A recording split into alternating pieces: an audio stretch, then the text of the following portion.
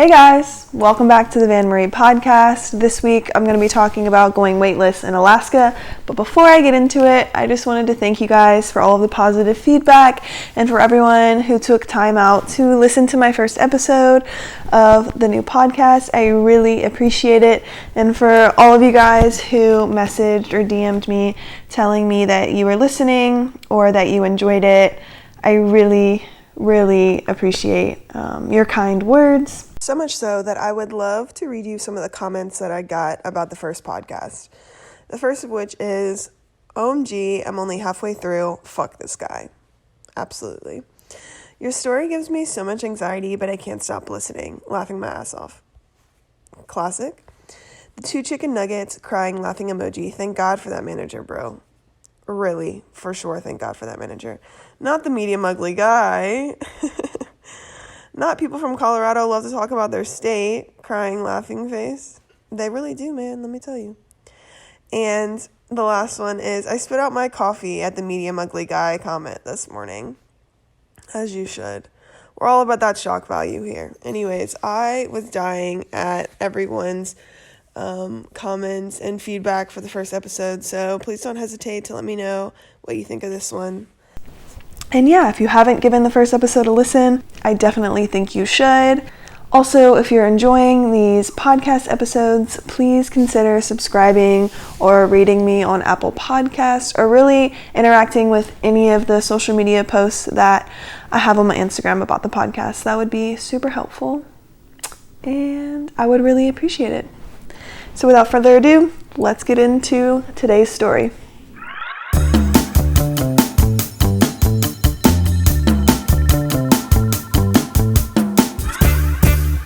Hey guys, I just got off of work and I am enjoying some sparkling water in a wine glass. Mind your business, it makes me feel fancy, okay?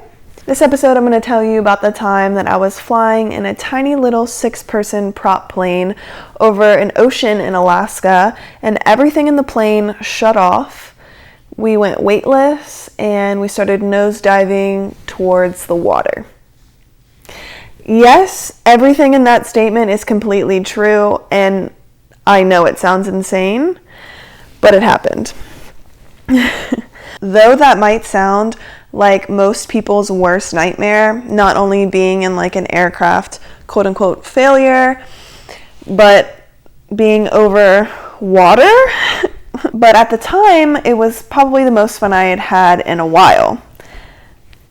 Stay with me, I'll explain. So this must have happened 6 years ago. It was the summer of 2016. And I was traveling to Alaska with a group of my friends to a tiny little village. And we were going on a mission trip, actually. And to even get to Alaska, we had to take like 5 different planes. We flew from Texas to Denver to Anchorage to a smaller Alaskan town, and then from that town into the tiny little village where we would be staying. And this tiny little village had an airport, but I would use the term loosely because it was just, barely tarmac, packed down earth with just a runway and a shed. So if it was raining, you might stay dry, and just enough room for the plane to take off and to land. So that was a very interesting experience because the planes that they fly from the smaller towns, or like in between village to village, are these tiny little prop planes. They're not jets, because most commercial planes that we take nowadays are jets and not planes. Which, fun fact, we flew with Alaska Airlines, and you know how most airlines give you little snacks like pretzels or peanuts? Alaska Airlines, they hand out these big like cookies, and you get to choose what flavor you want, and they almost look homemade cookies, and like full-size drinks. And the plane that I was on only fit like 30 people for Alaska Airlines. And yeah, they were just like wrapped in saran wrap. That was the in-flight goodies that they gave us. It was very cute and wholesome, and I loved it. But a lot of people use air travel in these smaller villages and towns, the ones who have money, because everything is so spread out. It's a more used mode of transportation. Like, for instance, on one of the flights, there was this couple that was on their way to work. They took like this 20-minute flight that we were on. They were in like business suits, and they had like a business meeting in another small town/village. So they took a flight to get there because it would just be way longer to drive.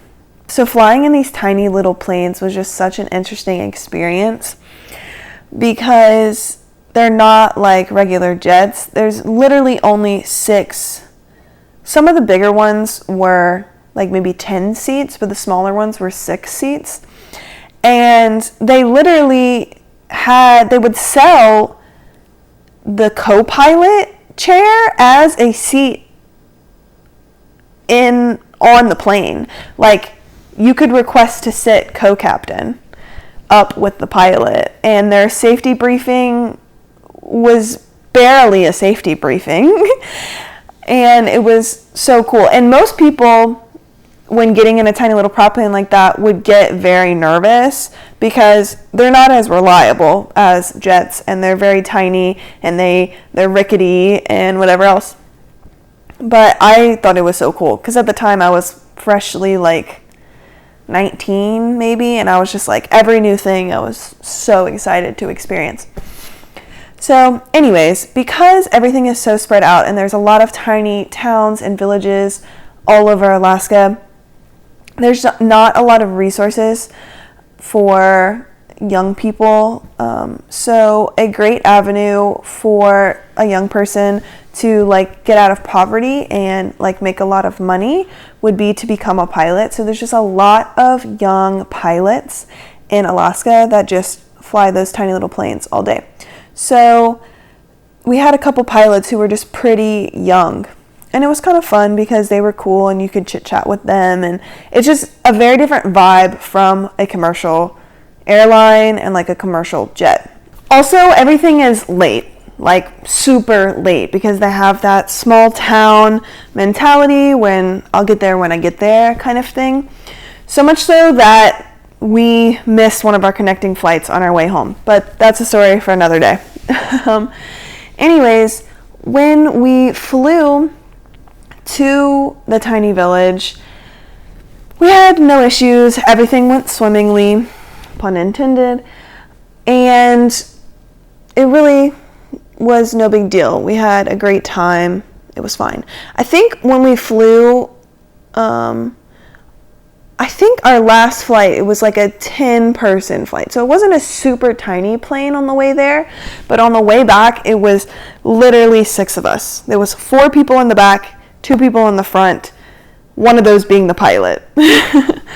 So we get in this plane, and they have to like distribute us on the plane by weight. Like, they had to put the tinier ones in the back, and like we had to be evenly distributed. It was hilarious to watch.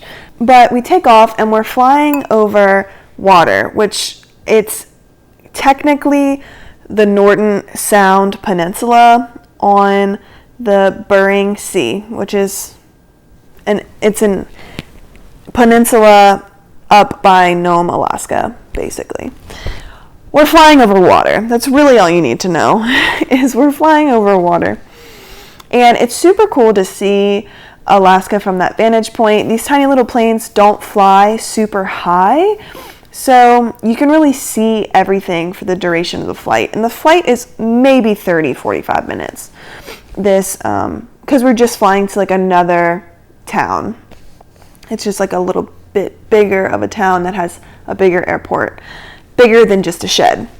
You know what I'm saying? And so we're flying on this plane. I'm in the second row, so I'm in like the middle of the plane, and there's 2 girls behind me, and there's one girl sitting co-pilot. She actually had a headset on, and she could talk and hear the pilot talking to another pilot who had other members of our group in their plane. Like, that's just so weird to me because that's just so not normal.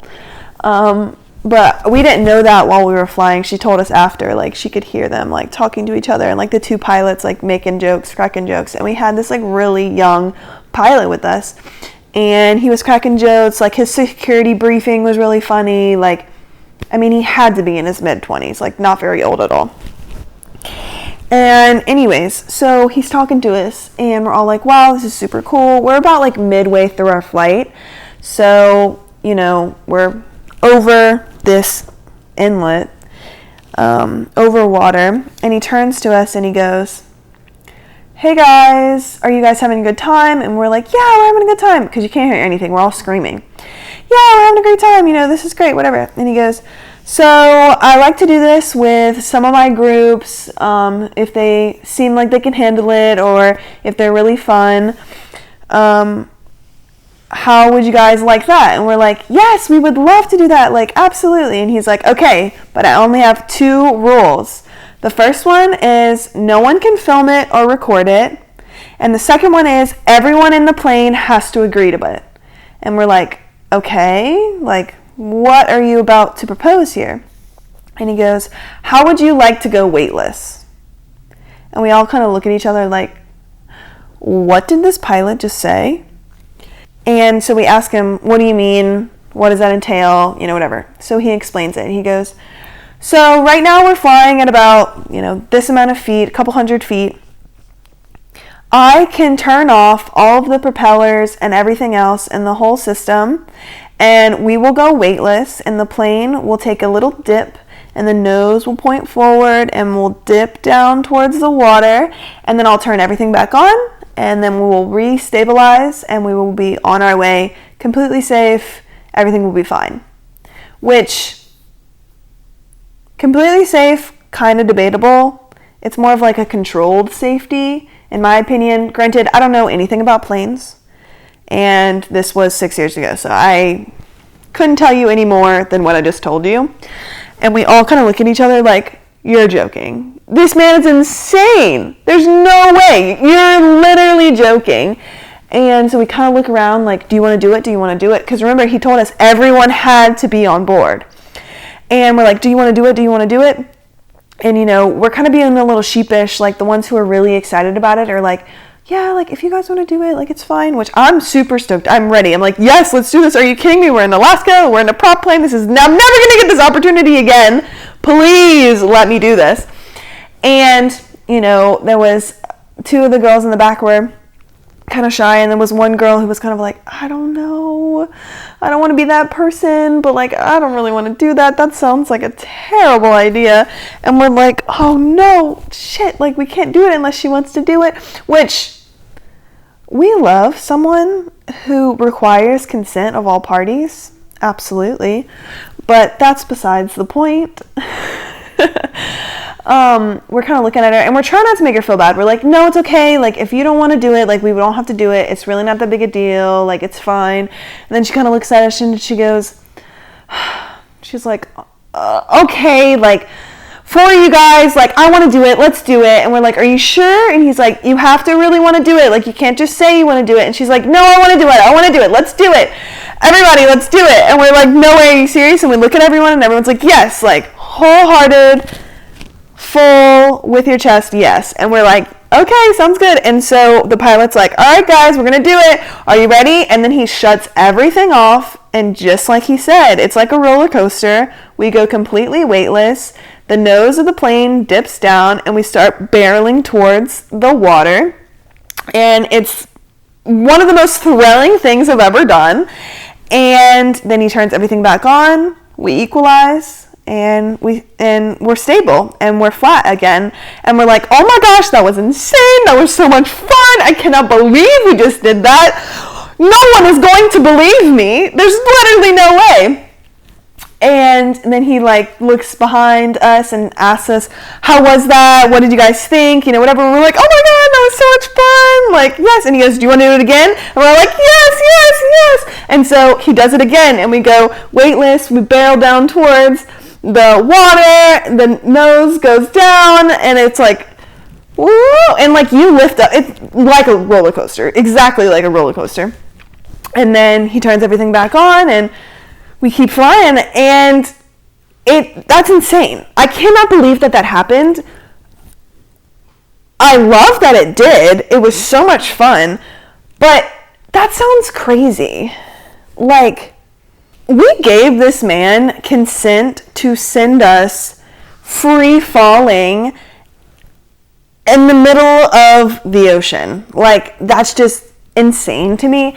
And when I tell this story to adults, they look at me like I'm an idiot, because they look at it from a different vantage point of everything that they could have lost or everything that could have gone wrong. Whereas, you know, young, naive, 19-year-old me was just like, yes, this is so amazing. I'm never going to get this opportunity again. This is a crazy story. Which I'm so glad that I got that opportunity. Now looking back, I think I would be a little bit more apprehensive if I were given that opportunity today, but I'd like to believe I would still take it. So yeah, and then we landed safe and sound in the next town over, and that pilot will forever go down in history as a legend in my book, to be honest with you. And it's funny because the other plane was flying at the same time as us that had our friends on it, and they heard us go on and off and like heard us like freaking out and screaming and stuff. I wanted to tell this story because it's literally so silly and doesn't seem real, but it's a short and sweet one for you guys. Thank you guys so much for listening and for watching. If you enjoyed this one, please don't hesitate to leave a comment or rate the podcast. I'd love to hear your feedback, and I will see you in the next one. Bye, guys.